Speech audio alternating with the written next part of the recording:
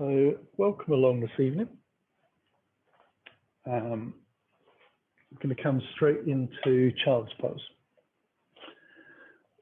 So that can sometimes be a bit tricky for people. If they've been sitting at a desk all day, you can find that when you actually get down to being on your knees just don't want to bend any further. They've kind of got locked into position. So you can place the block underneath the back of the thighs, or you can straddle the bolster. And if you wanted to, you could take the knees a little further apart and actually just, I've got a very small bolster there, but you can actually just take that position so you can lay your body down completely onto the bolster. And it just means the spine's a little higher, a little less rounded. It takes it out the back and puts it more into the hips and the knees, obviously, and the ankles. You still have that block underneath if you had another one underneath your bottom, between the thighs. And then from that position, we're just going to let ourselves breathe, really.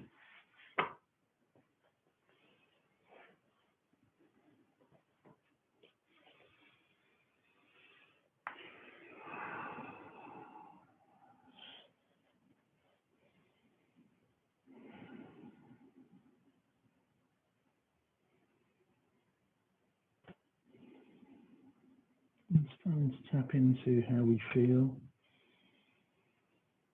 Just respecting our energy levels, our emotional levels as well.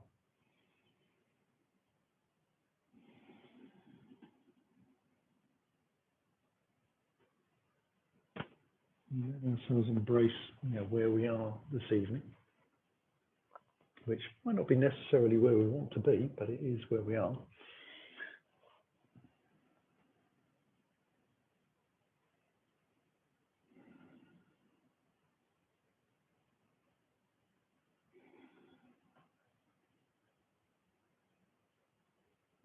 I've got a little bit longer staying here, so probably another 10 breaths or so.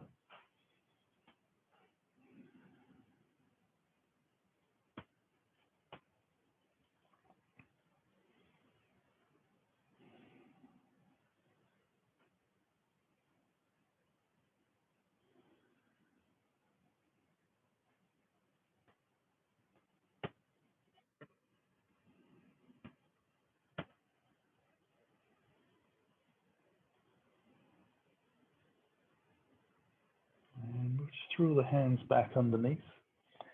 Let ourselves lift up. So we'll come up onto all fours and move the blocks, bolsters, etc. out to the side. We can lay down onto our bellies and just take the feet out, maybe as wide as the mat if you like. Coming into Sphinx pose. So forearms are forwards, elbows are underneath the shoulders or a little ahead. Let the shoulders roll back a little bit. Let the chest sink down. Hold the head where it feels comfortable. You can close your eyes here and soften the jaws.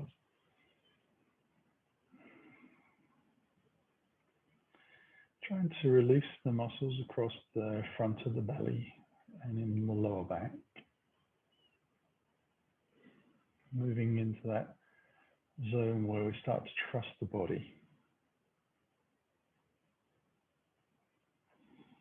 Letting the legs and the thighs release.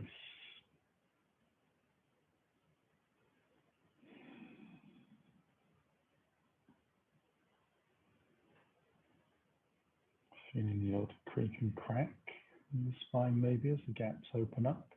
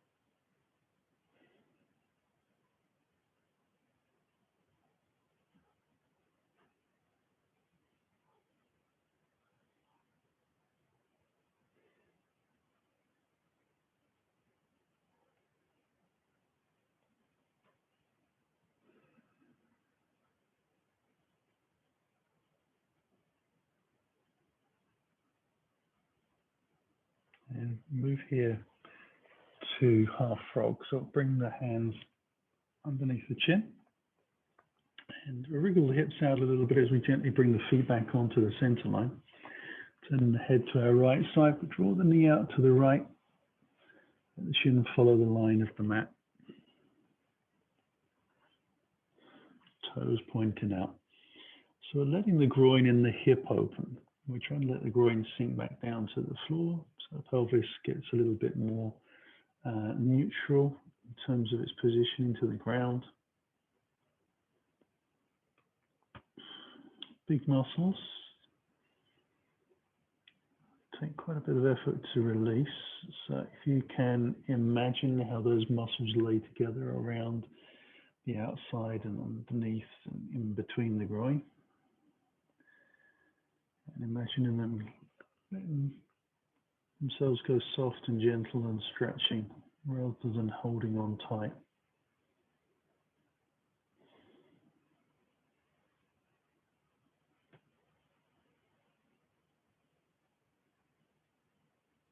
The hips, a bit like our sitting posture, become so acquainted with being stuck in positions for long periods of time that feels normal.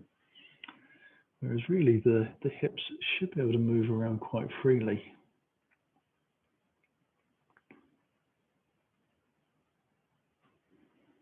There will be individual limitations depending on how deep the socket is, etc. But we still have the ability to be, optimum in our movements. That's what we're really looking forward to, letting ourselves find the edge.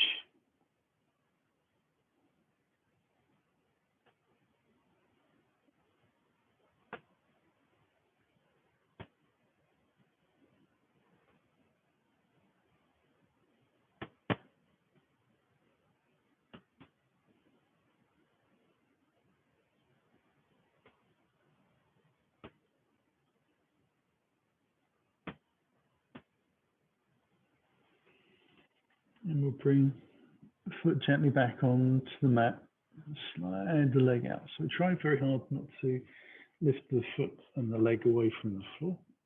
Give it a few seconds for that hip, lower back to kind of register that it's being moved and we're back in a neutral place. And then we'll start to just draw the opposite leg out. Turn the head to the left. Thinking about our 90-degree angles.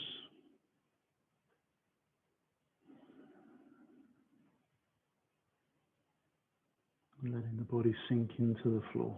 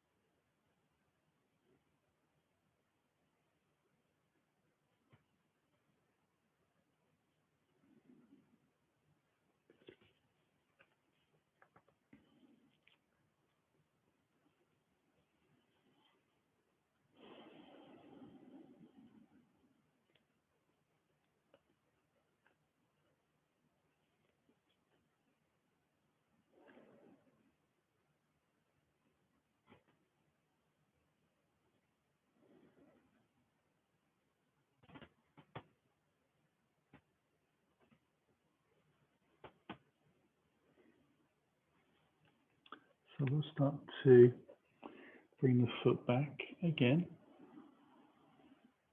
Slide the leg out. allows us to take the feet about hip distance apart, or at least no wider than the mat. And just giving the hip a little bit of time to relax into position, a little wriggle from side to side. And we'll lift ourselves into Sphinx number 2. You can, if you want to, place the palms down and lift yourself up even further, taking the elbows away from the ground. And you can use the bolster underneath the bottom of the ribs, just draw it in with your hand, and then you're not working quite so hard into the hands. But it should be said that higher is not necessarily better. So the idea of bringing ourselves up is that we move from Sphinx into a pose called Seal, and you would draw the hands in and see how much flexibility you've got in your lower back, keeping your hips on the ground. Now this becomes very tiresome if your hands are out in front. The people that can do Seal in a sort of a more advanced way, because of the characteristics of their spine, would have their hands right underneath their shoulders, so they're almost, a 90-degree bend, getting close to that in the lower back.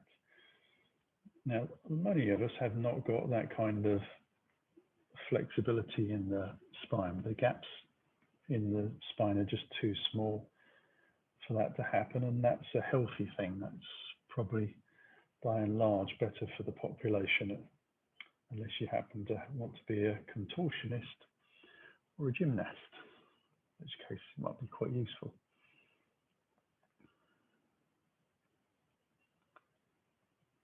So that's the pose.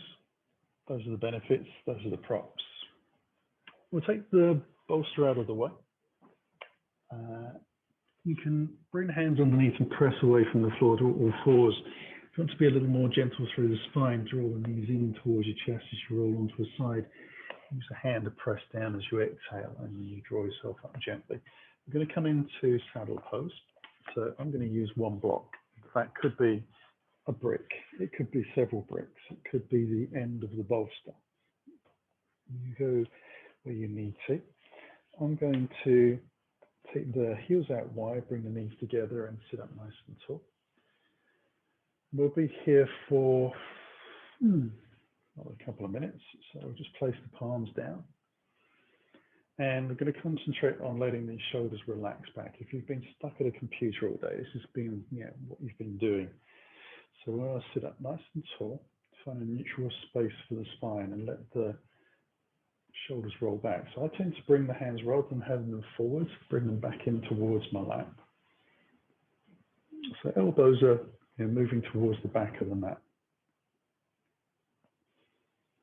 And that's the best position for me to open up front of the chest. And not forgetting that I'm doing a little bit of work in the knees as well.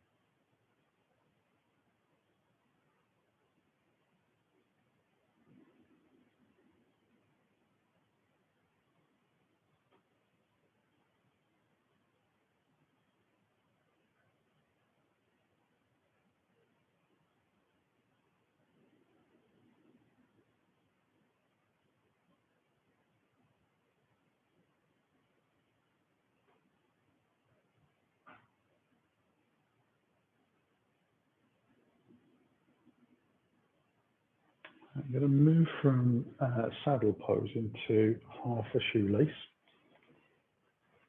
So move the block out to the side, just swing the feet off, take the legs out in front. So they might take a little time to open up. Whilst that's happening, you wriggle around on the sitting bones a little bit, so move the flesh out. And try and get the legs to ease down so the backs of the legs feel like they're touching the floor, the feet are together. Hold the hands behind for a little bit longer if you need to. And then when you're ready, we'll take the left foot, bring that across. You're going to try and get thigh to squeeze against thigh.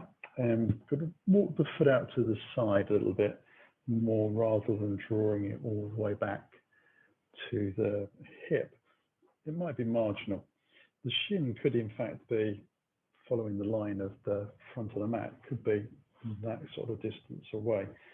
But you might find that that's just not comfortable on the legs. So I like yourself to find a place that feels good and then just place the hands very lightly on top of that knee.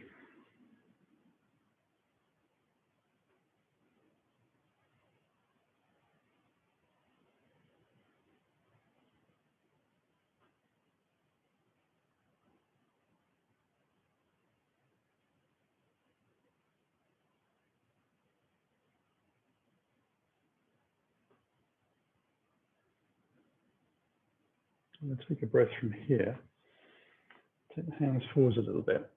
Now you could stay in this position. If that feels like it's enough work for the back of the leg, that's fine. If you're struggling to get the thighs to squeeze together, then work on letting that happen, relaxing them in. But if you're able to get that far, just going to let yourself lean forwards a little bit. And as you do that, you might feel a lot more strain on the back of the leg. So be careful how much weight you let release into there. It's a rounded spine rather than flat.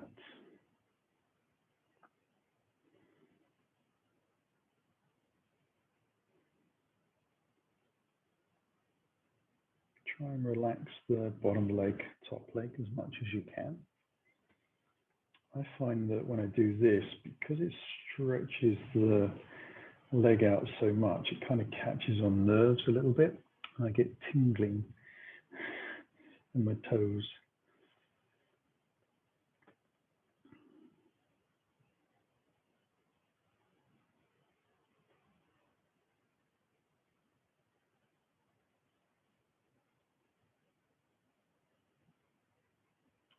So I'm going to release from there. Untangle the legs, give them a little shake out. And then I'll slowly move into the second side. So just again, just walking the foot out to the side. Getting the thighs to squeeze nicely together. You can use the hands behind a little bit if that feels good.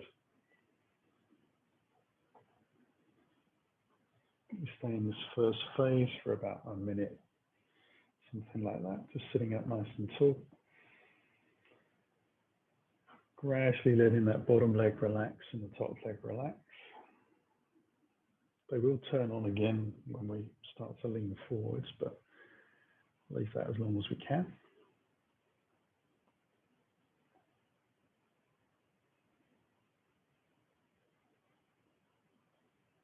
And almost feeling the muscles dropping like layers, releasing.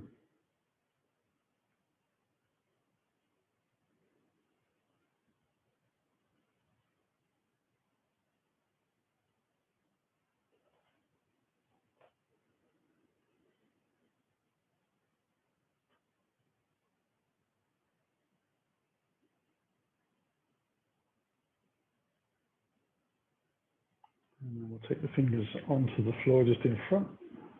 Start to ease in gently.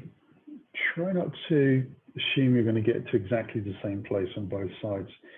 Imagine you've never done this before in your life.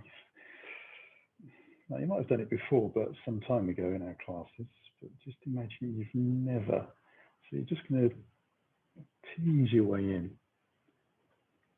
See how it feels. What does the body need to do? What does it want to do and what can it do?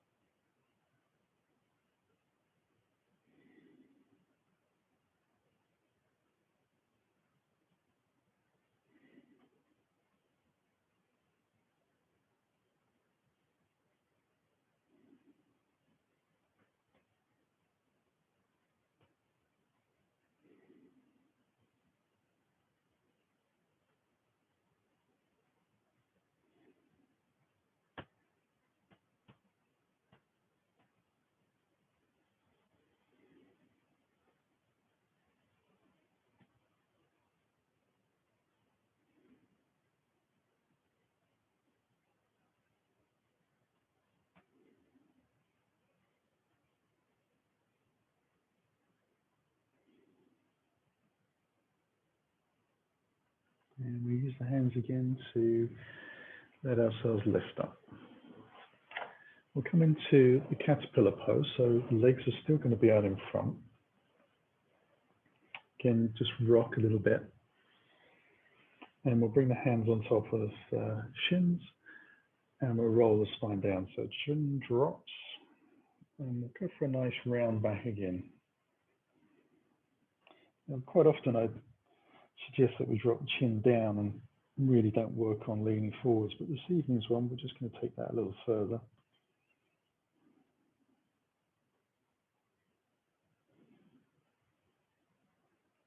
We do have a rolled up blanket or cushion. You could place it underneath the back of the legs if that feels a little more secure.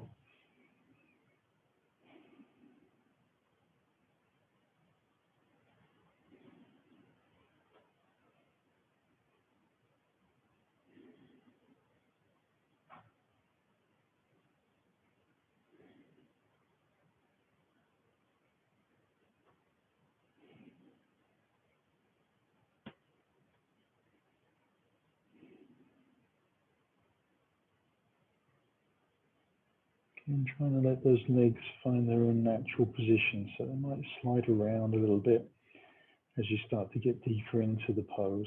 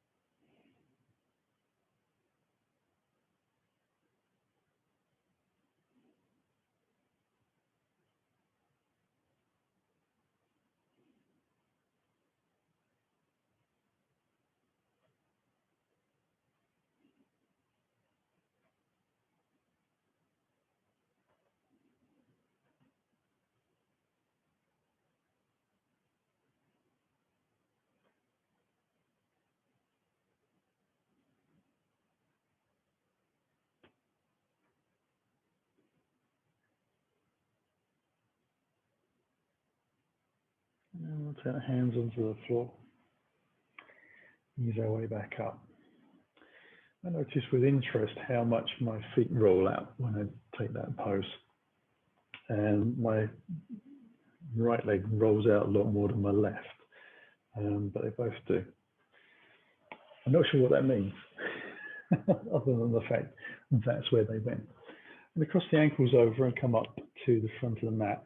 I'm going to take my two blocks. Now I know for me that putting the blocks on this sort of slightly higher end is about where I need to be, but it can be a little bit of a discovery process for everybody. So we're going to come up onto the hands and knees. I'm going to place the hands straight on the block to start with. Coming into a high flying dragon. I'm going to draw the right foot forwards and move it out about an inch further than I would normally in a lunge. And then I'm going to keep the knee over the ankle to start with. Lift the back knee off the ground a couple of times and just ease that foot as far back as I can. And then as I untap the toes, I'll let myself sink a little bit into that front leg. So I don't want to be taking the knee past the line of the toes, but it's certainly going past the line of the ankle. You might find as you start to release and sink forwards that you need to move the blocks as well, just so that it feels more like they are underneath you rather than behind you. Again, head position is your choice. Try and relax the shoulders away from the ears if you can.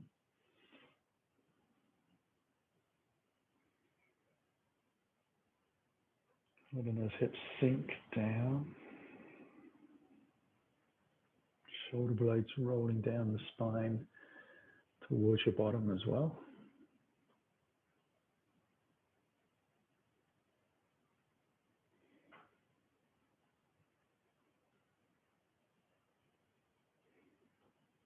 So the point of moving the foot out a little bit to the side was really to give you room to drop into the center.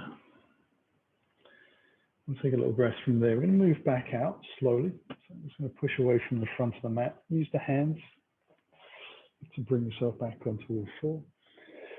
Take a little breath. I'm going to draw opposite forward leg. Get that knee over the ankle. Again, move it out just that little bit extra. And then walk the back foot even further away, so a little lift. And then slowly sink down.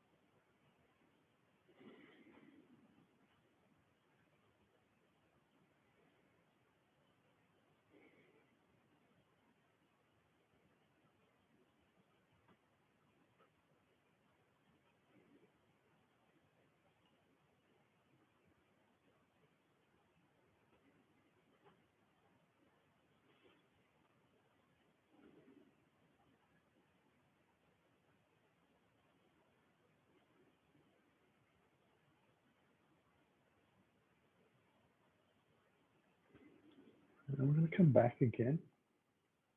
So just pressing away. Again, using the hands to bring ourselves onto all four. Now, this time I'm going to bring my two bricks in front. You could change that. That could be a bolster. It's not a problem. We're going to come into the low flying dragon, which looks more a little bit like a lizard pose. So we're on all fours. We'll take the right foot forwards. Keep the heel on the mat. Let the toes move out to a comfortable distance. You might need to move the left knee a little bit further over to the side, so rather than staying on the center line.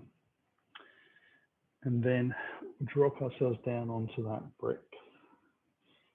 And just relax there. Let the knee hang out. Might even roll out onto the side of the foot. That's okay. Head can drop. As you have the elbows a little further forwards, the spine will be a little longer, and it's a little more comfortable. But it is about getting yourself into a safe place. You could be lower than the two bricks. You could be right down on the floor if your hip is happy with that. So again, just using the props to advantage your body.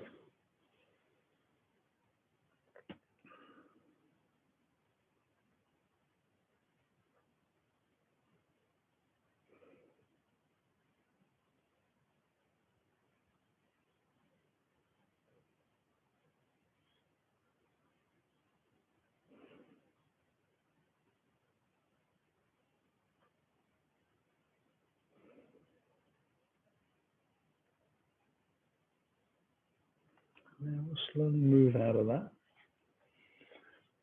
And we'll come into the second side. Back to all fours. Left foot comes forwards. Remember, the heel stays on the mat, so it's got a little bit of traction. Let the toes wander out. Again, you might want to move a little bit further over to the right side with the knee.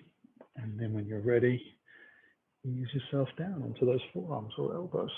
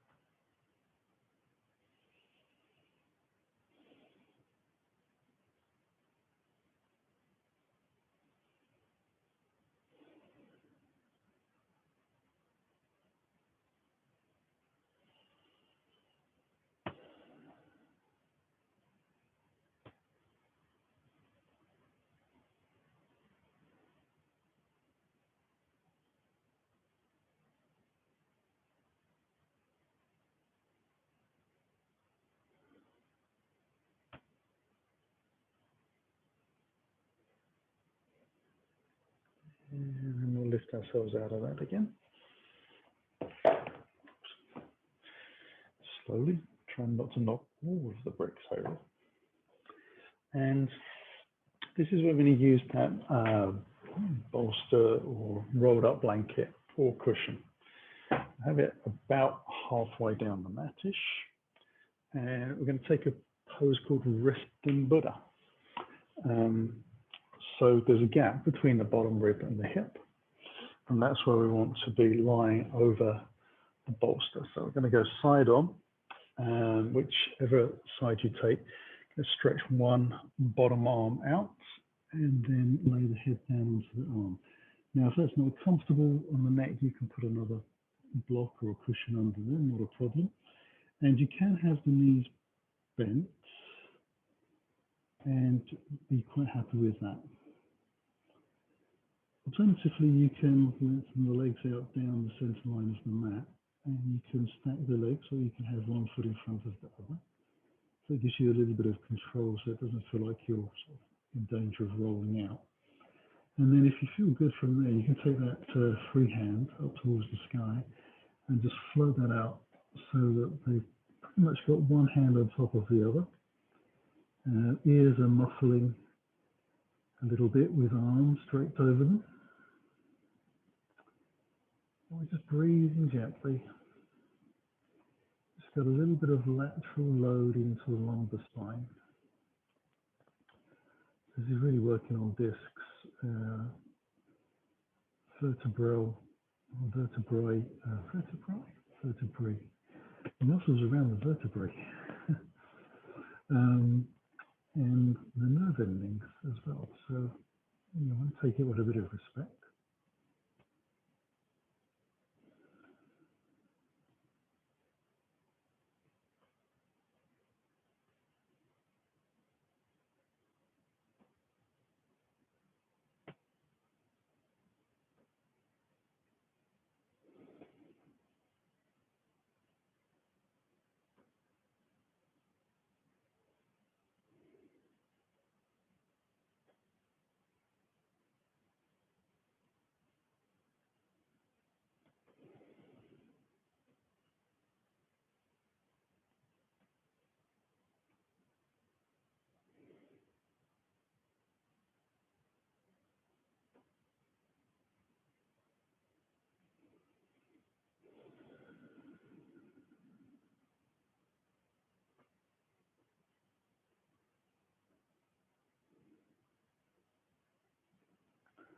As we come out of the pose, we'll just move the top arm gently back into the position just in front of us, and we'll bend the knees in towards us. And let the chest roll down towards the floor, and then you can press into the front hand. That way you don't load onto the shoulder that's underneath to lift it. Now I'm going to turn around from one end to the other. If your laptop or whatever your device is that you're using is in a position where you can just simply roll over, then great. Otherwise, we'll just ease ourselves into that second side. So again, remember, we're trying to get that gap, lengthen out, see how it feels. Making a real commitment to where we're going to be or where we're going to end up. You choose.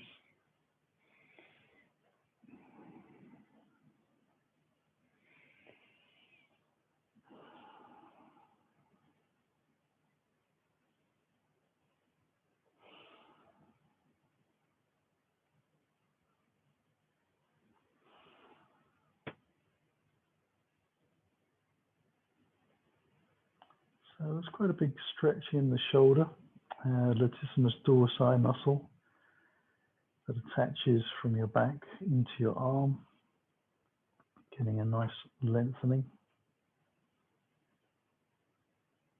Top arm the same.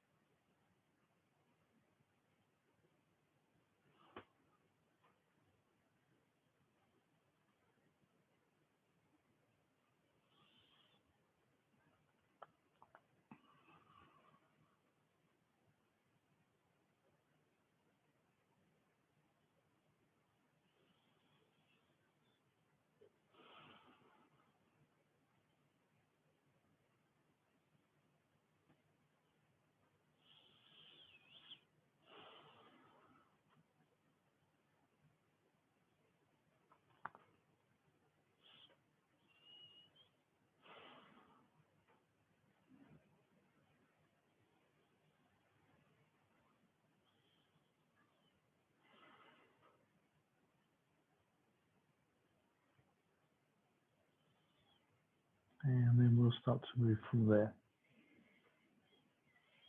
So coming into the same pattern of removals we had before, bend knees, hand in front of the chest, roll the chest down, and then press into that top arm. So you can ease the long arm out from underneath you. Okay. So just moving the bolster out of the way. And I'm going to take the legs out nice and wide.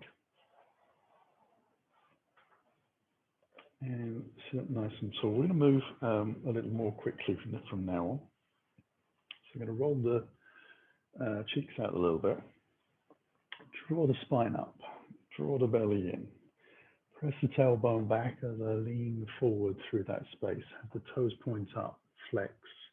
See if I can take the index finger, middle finger around the big toe. If not, hold on to the outside of ankle shift.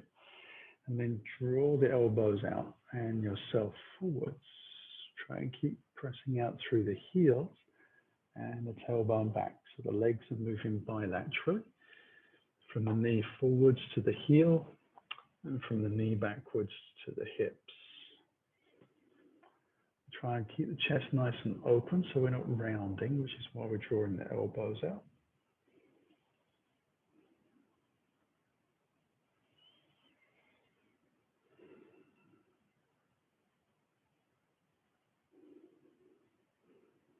Keep that belly drawn in, spine long.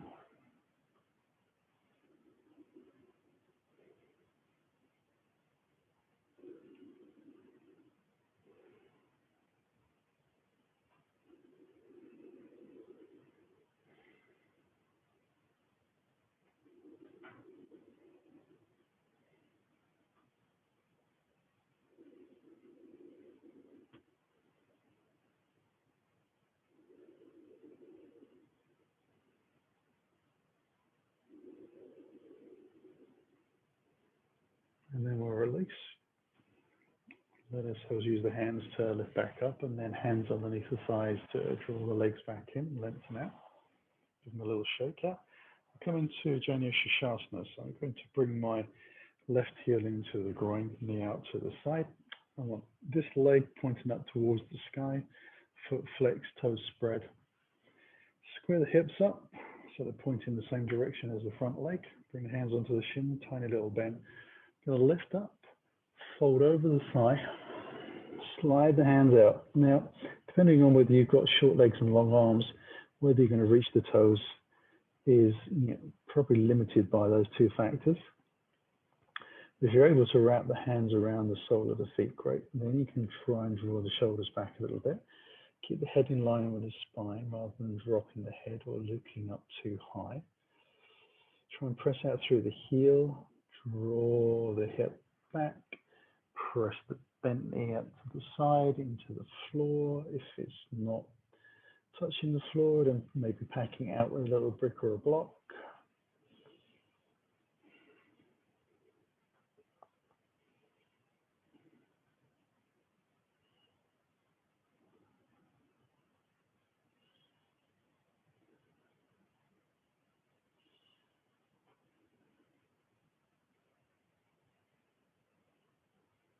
And then we can release and come into the second side.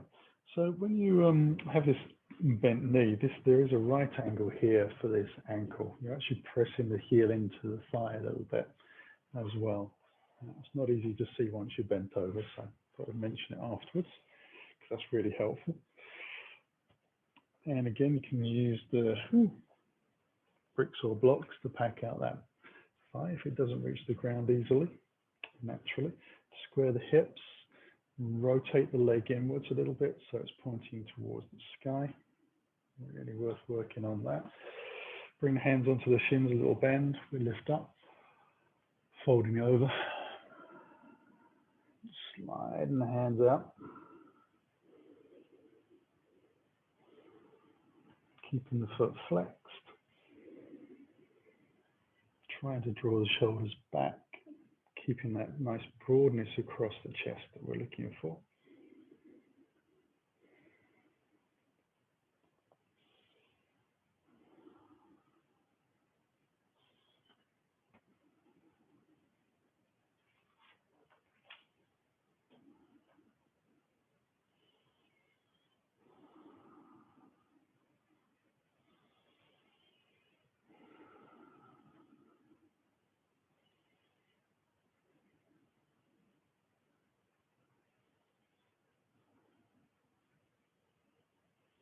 And then we can release from there as well.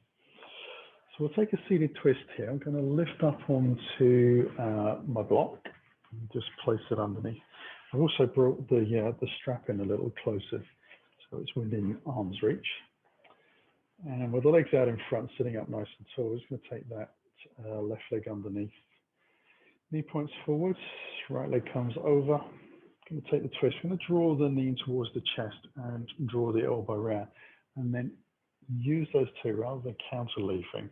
I'm actually going to pull the leg in with that arm, draw the shoulder back a little bit, so try and drop that down, and then take the twist with the body.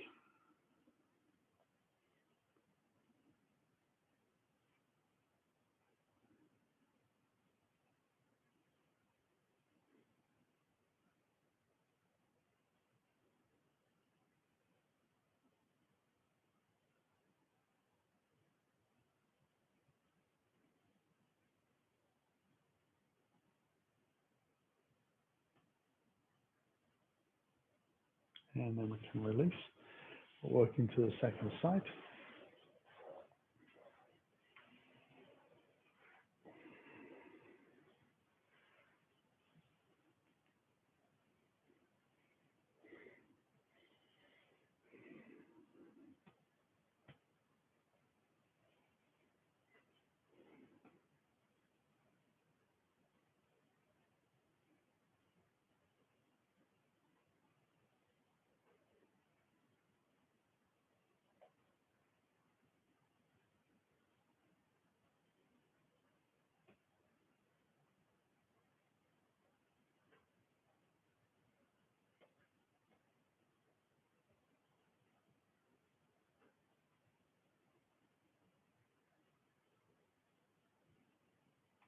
And we can release from there as well.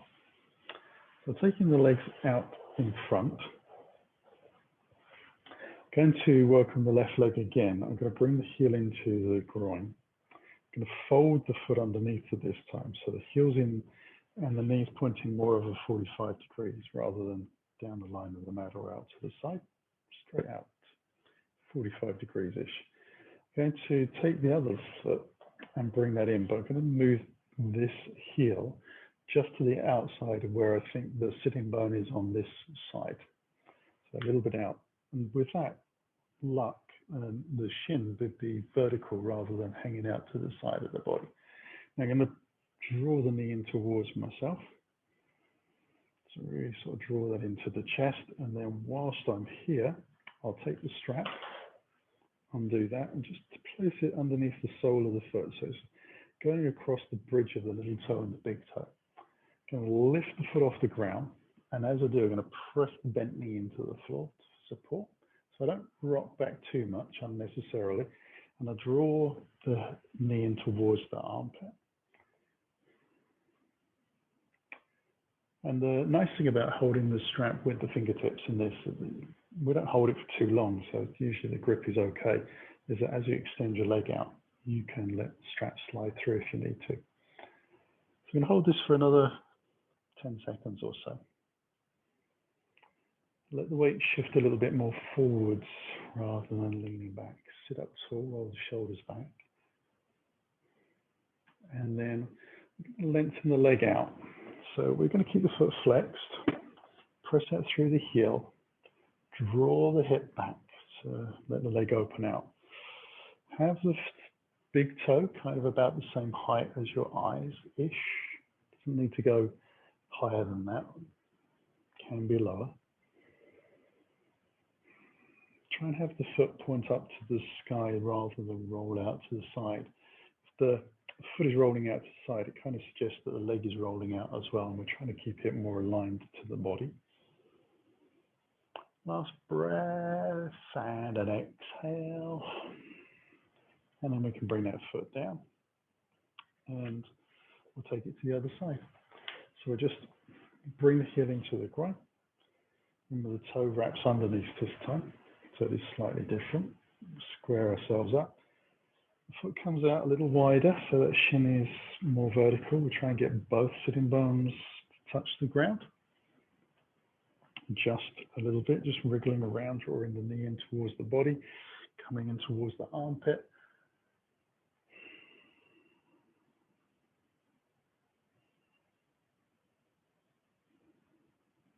And then we'll take those straps underneath the foot again. Could use your hands if you don't need the straps, it's fine. Don't have to use straps. Lift the heel off the ground a little bit, draw the knee in towards the chest. So starting to use the strength of your shoulders. Remember, try and have the toes point up towards the sky. Let ourselves lean and rock into that front leg a little bit so we can start to feel a little bit of weight.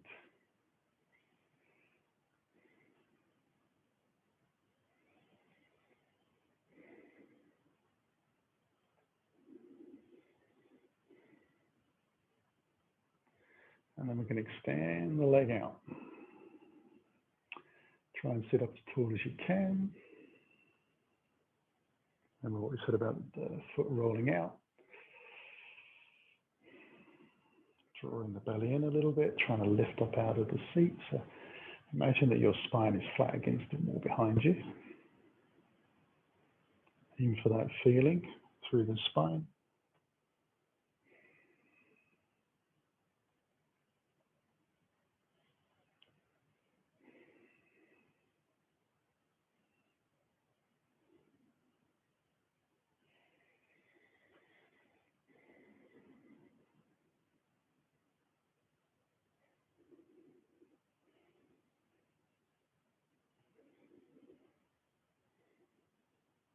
And we'll release. So, end of strap. Don't need that anymore. We come down onto the floor. We're going to have the bolster by my side ready, and just move the block out of the way completely. Going to come into the banana pose, which hopefully you'll remember. I'm going to lie down the center line of the mat, roll the spine out, take the hands up above the head and then down to the floor behind us. We'll take hold of the left wrist with the right hand, and we'll just ease the shoulders over gently, a little shimmy to the right, and then we'll lengthen the legs out and take the legs over to the right. There as well, it doesn't have to be big, just enough so you can start to feel the stretch down the side of the body. Try and keep both halves of your pelvis attached to the ground, so you might need to wriggle around a little bit because of the way we came in. Remembering you can cross the ankles if that feels comfortable in your spine, but remember you're going to feel how that feels in your lower back rather than just jumping in the deep end. Just kind of work out whether you can walk down the steps into the shallow end first and find out whether you float.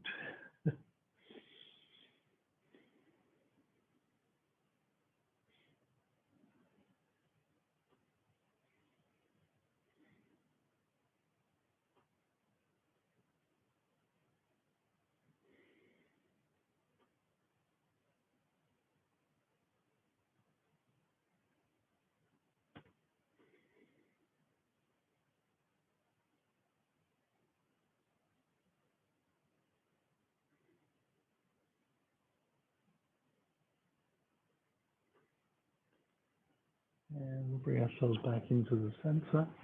Legs and arms change over the grip. And then wriggle through. So we're not holding this as long as we would normally in the yin practice.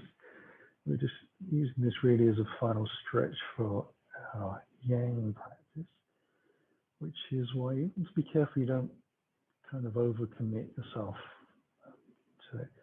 Just because we don't have quite so long for the body to relax into the pose.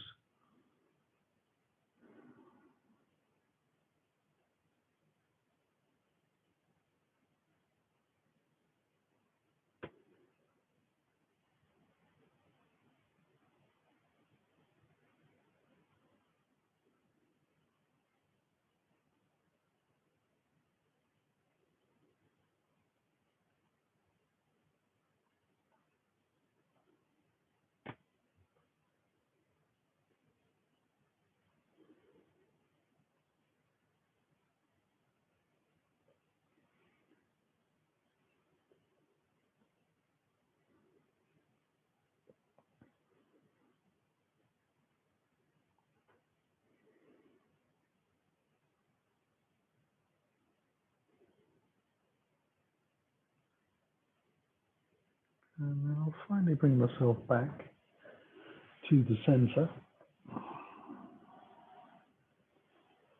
And lift the knees, draw the feet in a little bit more, and move the bolster underneath the legs. So it could be a blanket or a cushion.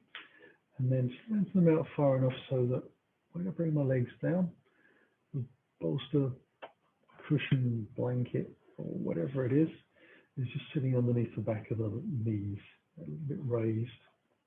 You can still let the legs roll out, have them wide, hands by the side of the body. So it's called a rested Shavasana. As if our Shavasana isn't rested enough, we want to make it a little bit more rested. So we're taking it straight out of the restorative yoga therapy books and just giving a little bit of relief into the pelvis, the back of the legs, finding an easier neutral form for the body that is supportive. Just check your eyes are closed, jaw is soft. You've wriggled out the shoulders a little bit. Lengthen your spine. Wriggle the heels away. And then focused on the busyness of relaxing down into the mat.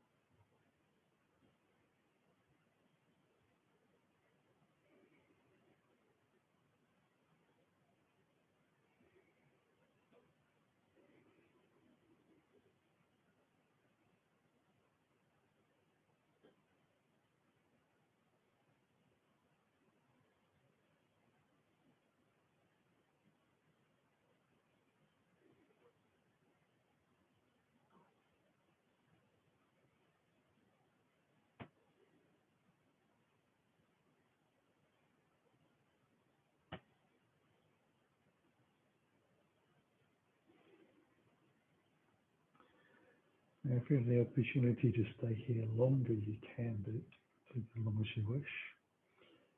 Try to remember this pose the next time you've got a sore tired back. Just taking a little time on the floor, cushions and blankets, pillows underneath the back of the knee. For us that's going to move this evening, we're going to start to wriggle the fingers and toes. Let the ankles move. Breathe a little deeper. Use that energy to stretch. And then we'll slowly draw a heel in at a time, letting the knees move gently towards us until you can take the very loosest of hugs. And from here, we'll roll onto our right side, taking a breath. And as we exhale, we'll just use the hands to press into the floor to guide ourselves back up. Come into a sitting posture of choice. Sitting up tall, bringing the hands together in towards your heart. Taking a breath in as you close your eyes. And as you begin to slowly exhale, let the chin drop. Bow gently to the floor. So draw your belly in, sinking to the ground, sealing your practice for the evening. On the inhale, we lift the spine back up with the breath. Eventually the head joins, eyes open. Namaste.